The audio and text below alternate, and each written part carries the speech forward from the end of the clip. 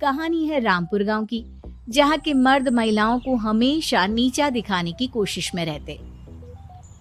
अरे अभी तक खाना नहीं आया, क्या मुझे एक और शादी करने की जरूरत है? नहीं जी नहीं, ऐसा मत करना, वरना मैं कहाँ जाऊंगी। खाना लेकर मैं अभी आई जी। गांव की पंचायत में भी फैसले हमेशा औरतों के खिलाफ ही रहते। मैं जो फैसला सुनाता हूँ वो भगवान की आज्ञा होती है। इस लड़के ने अपने मन से शादी करके अच्छा नहीं किया।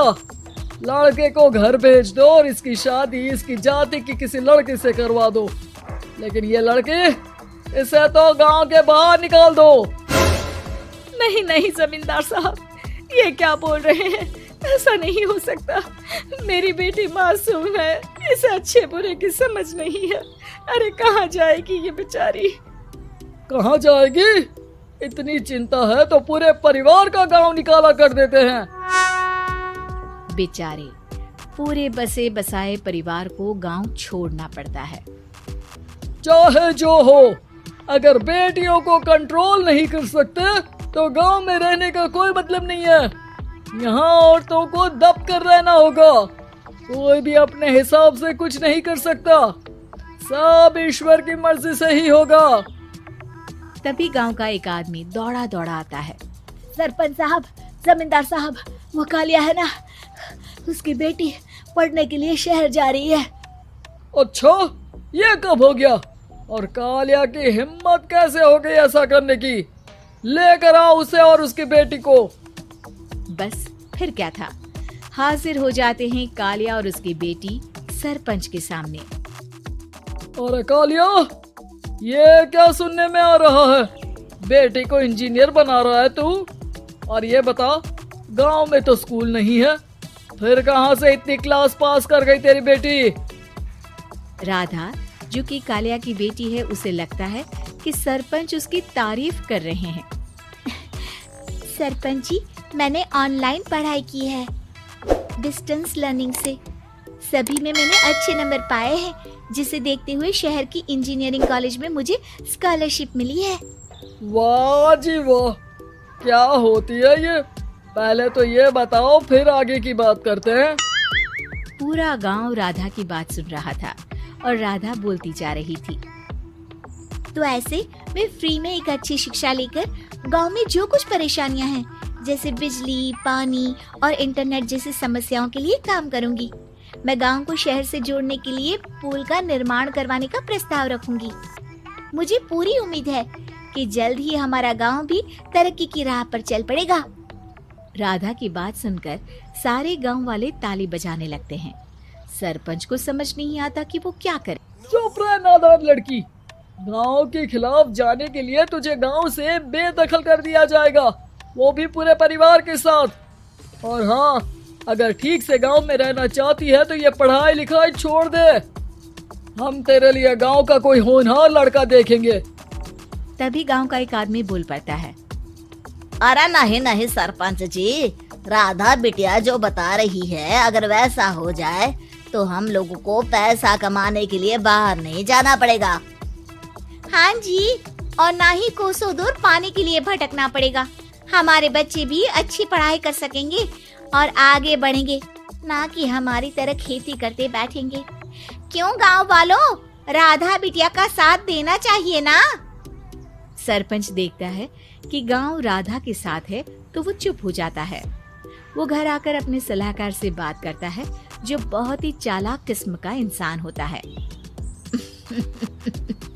अरे सरपंच साहब, आपको बहुत ही होशियारी से काम लेना पड़ेगा। एक बार गांव तरक्की कर गया, यहाँ के बालक पढ़ लिए तो कोई ना पूछेगा आपको। और फिर ये जो बेटा और बेटी है ना आपके, इनको भी आम लोगों की तरह ही जीवन जीना होगा। हाँ, लेकिन करे तो क्या करे? वो ना आप मुझ पर छोड़ दीजिए, बस मैं जैसा बोलूं करते जाइए। अगले रोज सुबह जब गांव वाले सोकर उठते हैं तो राधा के घर के बाहर और साथ ही वो लोग जिन्होंने राधा का सपोर्ट किया था, उनके घर के आगे लाल रंग से कल आऊंगी लिखा होता है। कल आऊंगी, ये क्या होता है? अरे यह तो खून से लिखा है, लगता है कोई भूत प्रेत या चुड़ैल का साया है। चलो सरपंच जी के पास चलते हैं। सभी सरपंच के पास जाकर उसे सारी बात बताते हैं। अरे ये तो बड़ी मुश्किल की बात है। चलो मैं एक बाबा को जानता हूँ, उन्हें बुला लेता हूँ। सरपंच बाबा को लेकर गांव के घर के बाहर जाता है। ओहो, तो ये वो चुड़ैल है जो उन लोगों को निशाना बनाते हैं जो गांव को बदलने का सपना देखते हैं। वो गांव को ऐसे ही संपन्न देखना चाहती है, वो नहीं चाहती कि कोई बाहरी यहाँ का कायाकल्प करे। क्या तुम लोगों में से किसी ने गांव को बदलने की सोच रखी है? तभी राधा की माँ रोते रोते आती है। मेरी राधा घर से गायब हो गई है। अरे कोई तो बचाओ, मेरी बच्ची कहाँ गई?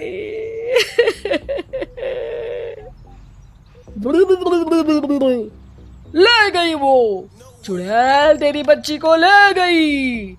अब वो उसे श्रापित करके छोड़ेगी, उस पर चुड़ैल का साया हो जाएगा। तभी बुरी सी हालत में राधा भी वहाँ आ जाती है। उसके बाल चुड़ैल की तरह फैले होते हैं और कपड़ों में खून लगा होता है। सभी राधा को देखकर डर जाते हैं। माँ, पता नहीं मुझे कौन उठा कर ले गया था। अरे दूर दूर हो जा चुड़ैल, अब हम लोग इस गांव में नहीं रुकेंगे। अरे कैसी बातें कर रहे हैं आप? कल तो आप मेरे भरोसे गांव का हुलिया बदलने, अपने बच्चों को पढ़ाने और तरक्की उन्नति की बात कर रहे थे, तो आज क्या हो गया आपको? ये फिर तुम लोगों को बहकाएगी। ये चुड़ैल गांव में आ चुकी है, ऐसे ही ये तुम्हारे घर के बच्चों को भी ले जाएगी। गांव वाले राधा को गांव से बाहर निकाल देते हैं। उसके माँ बाप रोते रहते हैं, लेकिन गांव वाले नहीं मानते। मैं भी अपनी बहन के साथ गांव के बाहर रहूंगा, लेकिन वो पढ़ाई नहीं छोड़ेगी। वहीं सरपंच के घर पर सलाहकार कहता है। देखा, सांप भी मर गया और लाठी भी नहीं टूटी। लेकिन अगले ही दिन सरपंच के घर के बाहर भी वही शब्द लिखे होते हैं।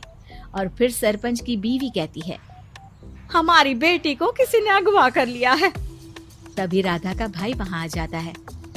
अरे गांव वालों, मैंने सरपंच जी की बेटी को देखा था। वो चुड़ैल उसे उठाकर ले जा रही थी।